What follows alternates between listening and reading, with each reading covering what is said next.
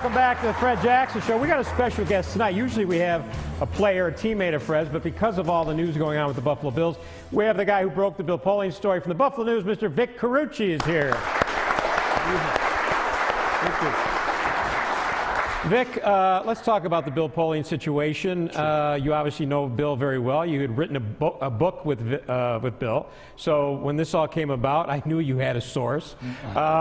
What's the deal with Bill? I mean, there's a lot of talk, a lot of gossip as to why he didn't come to Buffalo. What's the real story? Well, I think what he explained in straightforward fashion is what it was. He was talking about a mentoring advisory role. He was going to be the guy that would help with new owners, give them advice, give them counsel, help with the personnel department, coaching staff, help in a lot of different areas. But that was done with the assumption, guys, that he was going to have a head coach in place, that Doug Marrone wasn't going to be opting out, that Kyle Orton was going to remain as quarterback and not retire the day after the season. So those variables, and we know that Orton thing caught a lot of people off guard, including this guy, Fred.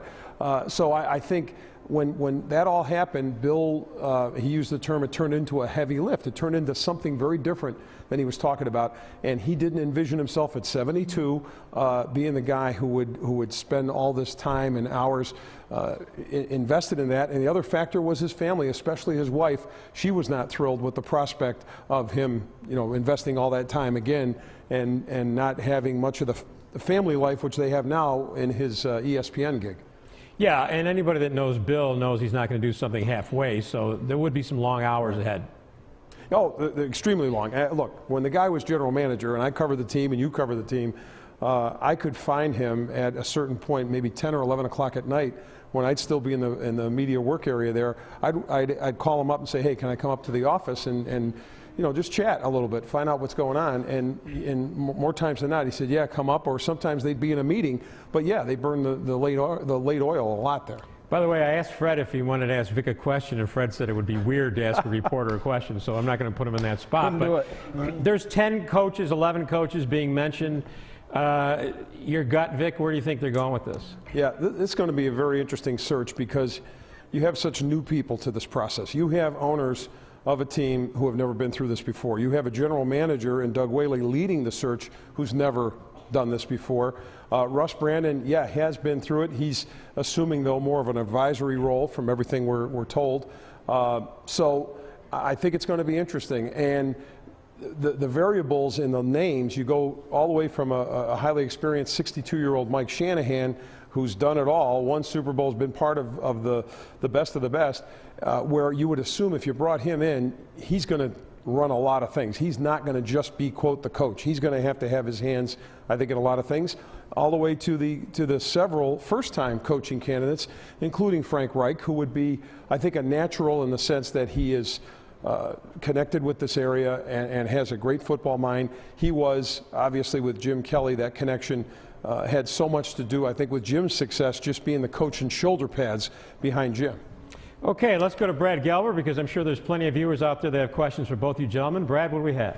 Yep, the first one is from Justine, Fred, and she wants to know if you could pick any coach in NFL history to coach the Bills, who would it be? Wow, any coach? Well, I was a big Cowboys fan growing up, so for me, it would be fun to play for a guy like Jimmy Johnson. I know some of those players talk about him and what he brought to that team and, how he did things, and they loved it. So I think it would be fun to play with a guy like that.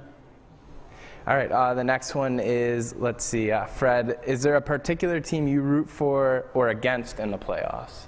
Well, I mean, Marshawn is like a little brother, so I still follow his career. I talked to him yesterday, so I'm always rooting for the Seahawks. And it's a lot of fun to watch them and what they're doing with this season. So that's the one team that I'll probably root for. Okay, the next one is, you both can answer if you'd like. It's for hiring the next Bills coach, what do you think is the most important quality that they'll bring to the team? My sense would be offensive expertise. The names like Adam Gase, Hugh Jackson, people who know, and Hugh's been a head coach before, people who know how to move the football, how to make use, again, of a guy like this and others.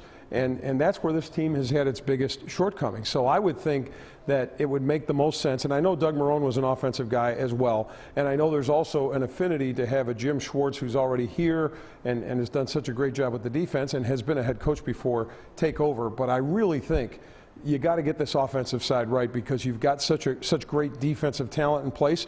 And what's wrong with having Jim continue on in that role and have an offensive-minded guy run the team?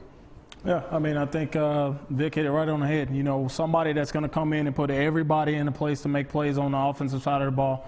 You know, our defense was the best in the league last year, so those guys are in good hands, and we need somebody that's going to take us over the top. Okay, and I guess the last one we have time for is it's from Vince Clortho for you, Fred, and he wants to know, did you have fewer guests this year so that you could compete with Bob to have more on-air time?